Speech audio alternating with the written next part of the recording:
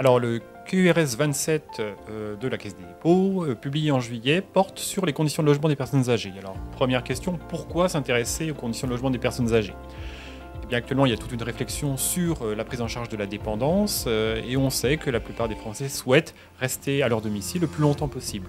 Pour cela, ça peut être intéressant de voir justement dans quelle mesure les logements sont appropriés à cela, à ces perspectives. Alors premier élément déjà, qui reste et qui ne reste pas à son domicile. Si on raisonne sur l'ensemble des personnes âgées de 80 ans et plus en France, il y en a 14% qui sont hors de leur domicile, donc en maison de retraite, EHPAD, dans ce genre d'établissement. C'est une proportion qui croît sensiblement avec l'âge. Elle est beaucoup plus faible avant 80 ans, et au-delà de 90 ans, on est plutôt dans des proportions de l'ordre du tiers des personnes qui résident en établissement. Les autres, donc à peu près 86% des personnes âgées de 80 ans et plus, résident toujours à leur domicile. Il est intéressant de regarder un petit peu dans quelle mesure les caractéristiques de ces domiciles permettent le maintien à un domicile. Et notamment, une question clé, c'est celle de l'accessibilité. Par exemple, est-ce qu'on va avoir des escaliers ou pas ? Alors, on a pu, en utilisant des données du recensement de l'INSEE, fournir un petit éclairage. Première chose qu'on voit, c'est que les personnes âgées de 80 ans et plus sont très massivement propriétaires de leur logement, plus des 3/4.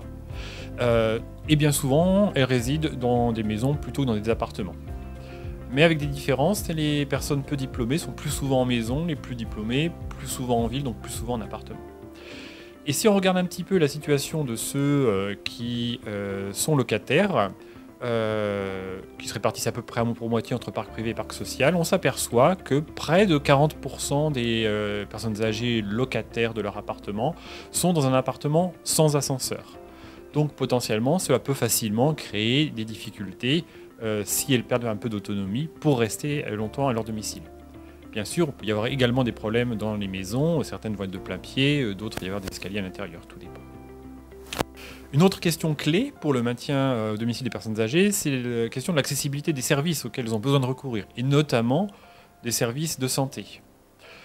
À cet égard, on a regardé, toujours sur des données du recensement, un peu l'hétérogénéité des situations. Alors, on voit que, par exemple, environ un bon tiers des personnes âgées de 80 ans et plus résident dans une zone, dans un canton, où il n'y a pas de cabinet d'ophtalmologie. Même constat, si on s'intéresse à un cabinet de cardiologie, à peu près le tiers n'ont pas de cabinet dans leur canton de résidence. Ça peut vite être un problème pour recourir à ces soins, dont elles sont assez grosses consommatrices, parce que ce sont des pathologies qui sont plus fréquentes avec l'âge. Alors bien sûr, on peut arguer que si elles ont un véhicule pour se déplacer, ça peut atténuer le problème. Ce qui est vrai, même si dans certains cas, même quand elles ont un véhicule, elles peuvent plus difficilement l'utiliser. Mais même cela, on voit que la situation ne va pas de soi. Par exemple, on voit que chez les personnes âgées de 80 ans et plus, 11% d'entre elles, à la fois n'ont pas de cabinet de cardiologie dans leur canton de résidence et n'ont pas non plus de véhicule. Donc pour ces 11%, c'est compliqué d'aller chez le cardiologue. Qui plus est, quand on regarde qui sont ces personnes en détail, on voit que ces 11% moyens, c'est seulement 3% chez les personnes âgées diplômées du supérieur et 14% chez les personnes non diplômées. Donc plus pour les personnes qui probablement ont de plus faibles revenus, pour lesquelles c'est plus compliqué d'organiser ou de financer des déplacements jusqu'au cabinet de cardiologie. Et si on s'intéresse également à l'accessibilité des soins en hôpitaux, on voit que l'ordre du tiers des personnes âgées réside à plus de 30 minutes du lieu où elles seront in fine hospitalisées.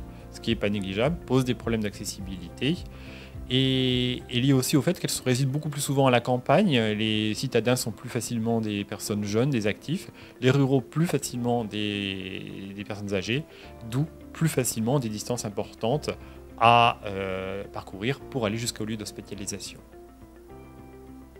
Et naturellement, si vous voulez en savoir plus, eh bien jetez-vous sur le QRS et les études numéro 27, publiées en juillet dernier, et qui portent sur ce sujet des conditions de logement des personnes âgées.